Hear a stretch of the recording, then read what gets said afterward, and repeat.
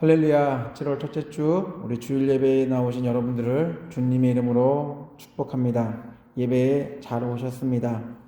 지난 한 주 안에서 평안하셨는지요? 세상 속에서 이리 치이고 저리 치이며 지치고 상한 저희들이 예배를 통해 살아계신 하나님을 만나고 하나님이 베푸시는 은혜로 위로받는 또 치유되는 복된 시간이 되기 원합니다. 예배는 저희들의 만족이나 부족함을 메꾸는 시간이 아니라 하나님이 기다리시고 기대하시는 시간입니다. 하나님은 세상과 구별된 거룩한 모습에 저희들을 만나기 원하십니다. 하나님은 예수 그리스도의 보혈로 저희들의 죄와 허물을 용서해 주셨고, 저희들은 예배를 통해 은혜 주신 하나님을 찬양하고 감사를 올려드립니다. 이 시간 우리 여러 가지 근심과 걱정 모두 내려놓고 우리 마음을 다해 신령과 진정으로 하나님을 예배하는 저희 모두가 되기를 간절히 소망합니다. 인생을 살다 보면 도움을 주는 경우들도 있지만 도움을 받는 상황들도 많이 있습니다. 저희들은 개인 홀로 사는 게 아니라 서로 돕고 도우며 살아야 하는 아주 연약한 존재들입니다. 도움의 범위는 조그마한 것부터 생명에 관련된 것까지 아주 다양합니다. 우리 인간적으로 크든 작든 도움을 경험하게 되면 고마움을 어떻게든 표현해 감사의 마음을 전달하려고 합니다. 표현 방법에 차이는 있어도 고마움의 깊이와 넓이는 어느 누구나 동일할 것입니다. 여러분들은 어떠한 방법과 방식으로 살아오는 동안 도움을 준 가족들에게, 또한 동료들에게, 또 이웃들에게 고마움을 표현하고 있는지요? 오늘 읽은 시편 기자 역시 무엇과도 바꿀 수 없는 엄청난 도움을 받았습니다. 그것은 돈으로 살 수 없는 생명이었습니다. 죽음에서 생명을 얻도록 도움을 주신 분은 바로 하나님이셨습니다. 시편 기자가 목숨이 위험한 상황 속에서 하나님께 도움을 구했고, 하나님은 그 도움을 들으시고 응답하셨습니다. 우리 읽지 않았지만 3절에서 6절은 이렇게 쓰고 있습니다. 세 번역을 읽어드리겠습니다. 죽음의 올가미가 나를 얽어매고 수월의 고통이 나를 엄습하여서 고난과 고통이 나를 덮쳐올 때에 나는 주님의 이름을 부르며 주님 간구합니다. 이 목숨을 구하여 주십시오 하였습니다. 주님은 은혜로우시고 의로우시며 우리 하나님은 긍휼이 많으신 분이시다. 주님은 순박한 사람을 지켜주신다. 내가 가련하게 되었을 때에 나를 구원하여 주셨다. 시편 기자는 절체절명의 순간 하나님의 구원을 경험했기에 어떠한 시련과 어떠한 고난을 만나더라도 흔들리는 권세나 권력 또한 사람들을 의지하는 게 아닌 변함없이 기도를 들어주시고 또한 기도의 응답으로 구원해 주시는 하나님만을 의지할 수 있게 되었다라고 말합니다. 시편 기자는 개인의 노력이나 주변 사람들의 도움이 아닌 전적으로 하나님이 구해 주셨다라고 말합니다. 왜냐하면 죽음의 분야, 이 분야는 자신이나 주변이 도와줄 수 없기 때문입니다. 또한 왜냐하면 하나님은 은혜로우시고 의로우시며 긍휼, 곧 사랑이 많으신 분이시기 때문에 자기를 찾는 사람을 그냥 지나치거나 외면하지 않는 분이시기 때문에 그렇습니다. 시편 기자는 자신의 연약함을 인정하면서 하나님의 능력을 만났습니다.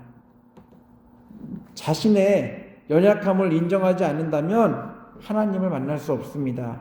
왜냐하면 내 안에 내가 믿는 또 다른 하나님이 계시기 때문입니다. 내가 할 수 있다.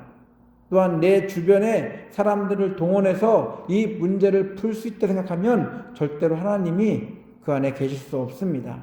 그렇기 때문에 우리의 연약함을 인정하는 것, 바로 그것이 신앙생활의 시작이며, 그래야지만 하나님의 은혜로 하나님의 능력을 경험할 수 있는 첫 발걸음이 될 수 있습니다. 하나님께 기도한다고 기도 즉시 응답을 받는 경우 그리 흔하지 않습니다. 기도하는 순간 분명 응답되는 경우들도 있지만 몇십 년 이상, 또한 죽은 이후에 기도의 응답이 되는 경우들도 있습니다. 그럼에도 꾸준히 기도하는 이유는 하나님이 하신 약속, 내 귀가 기도를 듣고 그 기도대로 응답하겠다라는 그 약속이 결코 틀리거나 실수한 적이 없다고 믿기 때문입니다. 하나님은 기도자의 적절한 때나 희망 시간이 아닌 하나님의 시간, 곧 가장 필요하고 알맞은 적절한 시간에 응답해 주셔서 하나님은 저희들의 기도를 들으시고, 또한 저의 기도를 들으신 하나님은 살아계신 하나님이심을 드러내 주십니다. 인간적인 면에서 답답하고 속상합니다. 왜냐하면 빨리 기도 응답이 이루어지지 않기 때문에 그렇습니다. 더디 진행되어가는 이런 상황들이 마음을 힘들게 만들지만 하나님 입장에서 최선으로 일하고 있음을 저희는 그 시간이 흐른 뒤에 보게 됩니다. 저희들은 인생을 살면서 한 번에 어려움만을 만나지 않습니다. 크고 작은 여러 고비들을 우리가 죽는 그 순간까지 피하지 못하고 대면합니다. 이러한 상황 가운데 저희들이 할 수 있는 게 무엇이 있을까요? 뭔가 할 수 있을 것 같아 아둥바둥 거리지만 그저 성난 파도 앞에 이리저리 흔들리는 배의 모습과 다를 게 없습니다. 사람을 의지한다고 해결될 수 있는 문제들이 아닙니다. 또한 배를 신뢰한다고 파도를 이길 수 있는 것도 아닙니다. 바람과 파도를 만드시고 운행하시는 하나님만이 배뿐 아니라 배 안에 있는 사람들을 구원하실 수 있습니다. 이러한 이유 때문에 하나님을 믿는 믿음이 우리 성도들에게 가장 중요한 것입니다. 내가 믿는, 내가 알고 내가 경험한 것을 믿는 것이 아니라 하나님만이 하실 수 있다고 믿는 그 믿음이 저희들에게 필요한 이유가 바로 여기에 있습니다. 시편 기자는 하나님의 구원을 경험한 뒤에서야 오직 하나님만이 신뢰할 수 있는 분임을 깨닫습니다. 8절에서 9절 이렇게 쓰고 있습니다. 쉬운 성경입니다. 주는 내 영혼을 죽음에서 구해내셨고 나의 눈에서 눈물을 씻어 주셨으며 나의 발이 걸려 넘어지지 않게 해 주셨습니다. 이제 내가 여호와 앞에서 걸을 수 있고 살아있는 자들의 땅에서 살 수 있게 되었습니다. 시편 기자는 죽음에서 생명으로 다시 회복시켜 주신 분은 하나님이라고 말합니다. 시편 기자는 이전까지 하나님보다는 사람을 더 많이 의지했었습니다. 내가 잘해주면 이 사람들이 날 도와주겠지. 그러나 시간이 흐르고 여러 상황들이 임했을 때 시편 기자가 기대했던 그 기대대로 얻은 것은 아무것도 없었습니다. 그러나 하나님만은 달랐습니다. 시편 기자의 요구를 들어주셨던 하나님, 바로 그 하나님은 진짜 능력의 하나님이셨습니다. 하나님은 모든 것이 가능한 분이셨고 모든 것을 알고 계신 분이셨습니다. 시편 기자는 언제나 하나님 앞에 있음을 하나님이 베푸신 은혜를 통해 알게 되었고, 그래서 자신을 항상 지켜보시는 하나님 앞에 있다고. 그전에는 몰랐습니다. 내가 하나님 앞에 있는지를 전혀 몰랐지만 이런 상황들을 통해서 하나님이 일하심을 보면서 내가 하나님 앞에 있다는 것을 그때서야 알게 되었다라고 말하고 있습니다. 사람은 우리가 속일 수 있을지 모르지만 하나님은 속일 수 없다는 사실. 그래서 하나님 앞에서 정직해야 된다는 사실을 이런 과정을 통해서 깨닫게 된 것입니다. 시편 기자는 이제부터 사람들이 아닌 항상 지켜보시고 도우시고 은혜 주시는 하나님 앞에 있음을 기억하며 살겠다라고 말합니다.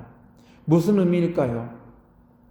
여러 가지 측면에서 우리가 추론해 볼 수 있을지 모르겠지만 가장 적절한 이해는 어디에 있던 무엇을 하든 앉아 있으나 서 있으나 생명을 주신 능력의 하나님 앞에 있음을 기억하고 그 기억을 그냥 생각으로만 마음에만 가둬놓지 않고 받은 은혜에 맞게 행동하며 살겠다라는 표현이 가장 맞는 표현일 것입니다. 그냥 조용히 받은 은혜를 마음에 묵상만 하며 그래 하나님 나를 도우셨어. 하나님 진짜 대단한 분이셔. 하나님은 언제든지 나를 도울 거야 라는 그런 마음에만 받은 은혜를 간직하는 게 아니라 사람들 앞에서 하나님이 하신 일을 고백하고 증거하고 또한 하나님의 구원하심에 합당한 반응을 하며 살겠다라는 고백. 그렇다면 우리의 언어가 달라질 수밖에 없습니다. 그렇다면 우리의 행동이 달라질 수밖에 없습니다. 그렇다면 저희들의 관계가 달라질 수밖에 없을 것입니다. 하나님 앞에 있음을 스스로 고백했던 시편 기자는 자신의 결단, 내가 하나님 앞에 있음을 잊지 않겠다라는 그 결단을 잊지 않기 위해 다시 한번 자신 스스로에게 묻습니다. 12절입니다. 내게 주신 모든 은혜를 내가 여호와께 무엇으로 보답할까? 시편 기자가 한 질문, 여러분은 어떻게 대답하실 것인가요? 저희들 역시 시편 기자처럼 하나님의 은혜를 입은 사람들입니다.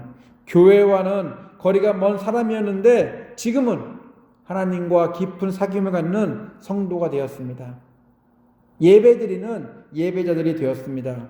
시간과 물질을 사용하며 신앙생활하는 사람들을 보면서 어리석다고 여겼던 저희들이 지금은 저희들의 시간과 물질을 아까워하지 않고 하나님 나라를 위해서라면 인색함 없이 드리는 존재가 되었습니다.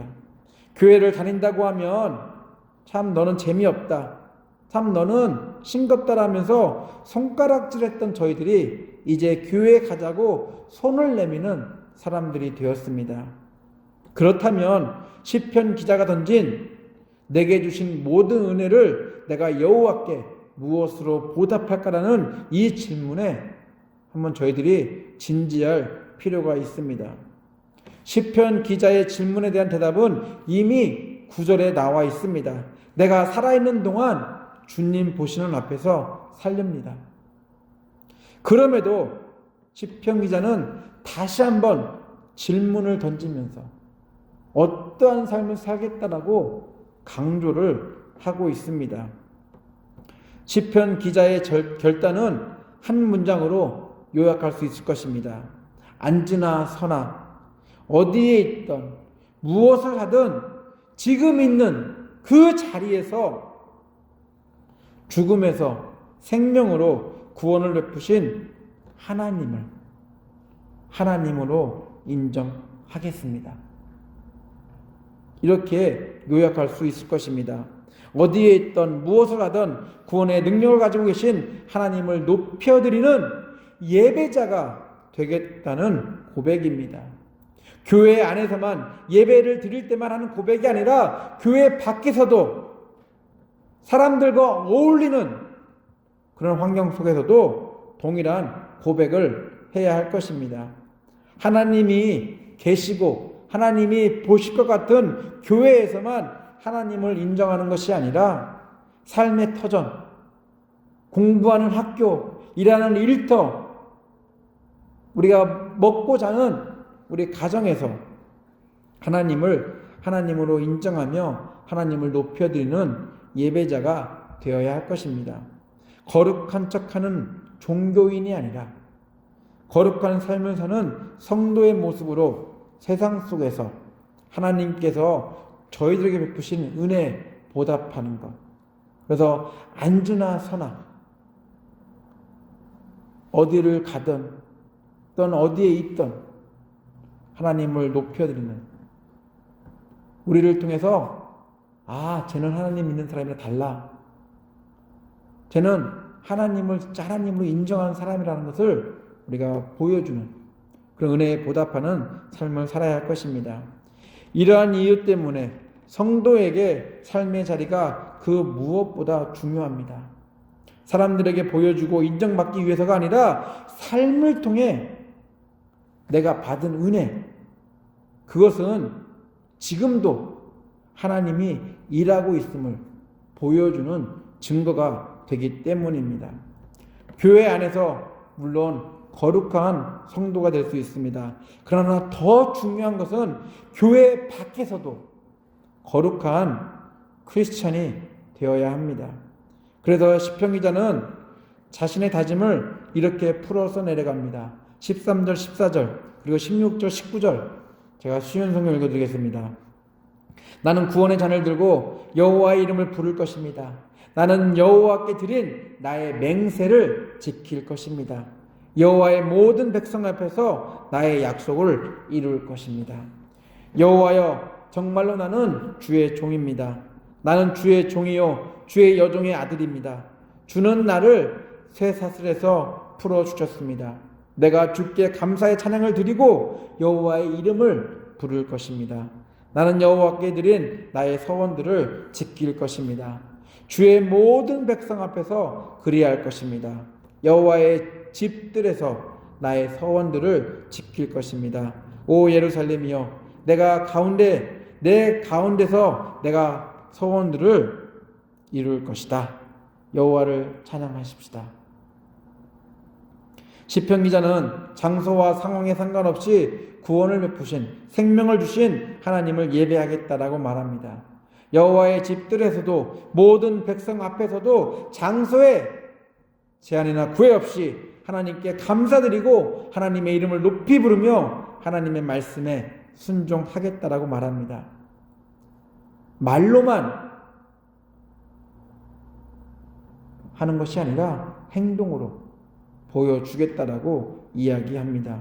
하나님의 은혜에 보답하는 예배자는 교회 안에서만 아니라 교회 밖에 세상 사람들이 있는 곳에서도 하나님의 말씀에 순종하며 하나님이 베푸신 은혜에 감사의 찬양과 하나님의 이름을 높이 부르는 그런 그리스도인들입니다.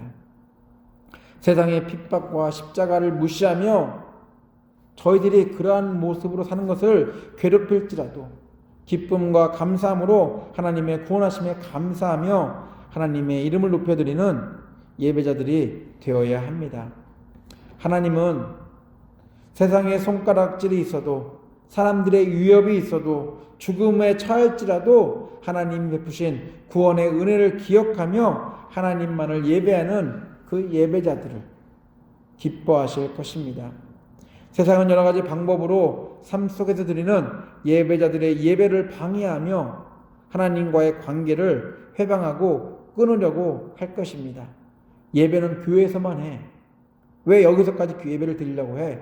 라는 식이라든지, 왜 예수 믿는 거 교회 안에서만 해? 왜 밖에서도 예수 믿는 것처럼 해야 돼? 라는 식으로 하나님과의 관계를 회방하려고 할 것입니다.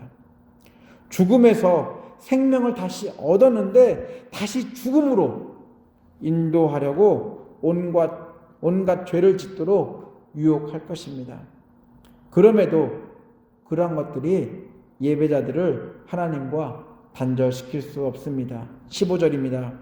그의 경건한 자들의 죽음은 여호와께서 보시기에 귀중한 것이로다. 15절은 장례 예배할 때 읽어야 할 성경 구절이 아니라 세상 속에서 그리스도인을 살면서 시편 기자의 질문, 내가 받은 모든 은혜 하나님께 어떻게 보답할까라는 그 질문과 더불어 기억해야 하는 말씀입니다. 저희들은 매일 죽는 연습을 하는 그리스도인들입니다. 예수의 말씀처럼 저희들은 매일 자기 십자가를 지고 예수가 걸으신 십자가의 길을 걷는 사람들입니다. 하나님께서 베푸신 은혜에 무엇으로 보답할까에 대한 대답으로 죽음조차 두려워하지 않고 세상 속에서 하나님을 예배하는 예배자들, 하나님을 기쁘시게 하는 하나님의 자녀들이 되어야 할 것입니다. 한때는 동물의 피로 제사를 드리는 곳만이 거룩한 곳이었지만 지금은 예수 십자가 사건으로 말미암아 의로운 하나님을 만날 수 있는 거룩한 장소는 저희들이 걷는, 저희들의 발걸음이 닿는 곳입니다. 예배자들이 있는 곳은 하나님을 예배할 수 있는 거룩한 곳입니다.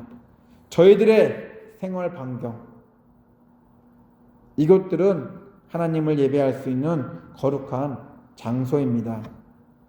하나님을 기쁘시게 하는 방법은 많은 헌금, 여러 가지 봉사, 또 높은 이 위치, 여유로운 삶들, 분명 이것도 있겠지만 안주나 선화, 하나님을 하나님으로 인정하는 삶의 모습과 태도, 그리고 언어가 그 무엇보다 중요한 하나님을 기쁘시게 하는 요소들입니다. 성경은 이러한 예수를 닮은 그리스도인들에 대해 죽음도 두려워하지 않는 그런 그리스도인들에 대해 삶의 예배자라고 부릅니다. 생명을 주시고 새로운 인생을 살도록 은혜 주신 하나님을 위해 삶 속에서, 세상 속에서 예배자로 사는 것만큼 하나님을 기쁘시게 하고 하나님을 영화롭게 하는 방법은 없습니다. 하나님께 드리는 것을 아까워하지 않는 사람들이 바로 이러한 사람들입니다. 빈손으로 아무것도 가지고 오지 않은 저희들에게 하나님이 은혜를 베풀어 주셔서 지금 이렇게 우리들이 되었습니다. 예배자의 삶은 교회 건물 안에서의 모습이 아니라 교회 밖에서 더 빛나야 할 것입니다. 왜냐하면 저희들은 능력의 하나님 앞에 날마다 서 있기 때문입니다. 안죄나 선하, 무엇을 하든 어디에 있든 우리가 발을 딛고 있는 그 환경에서 하나님으로 인정하는 예배자로 살면서 우리는 언제나 하나님 앞에 있음을 기억하고 하나님께 받은 은혜에 보답하는 그런 하나님이 원하시는 삶을 살아가는 성도님들 되시기를 예수 이름으로 축원합니다. 다 같이 기도합니다.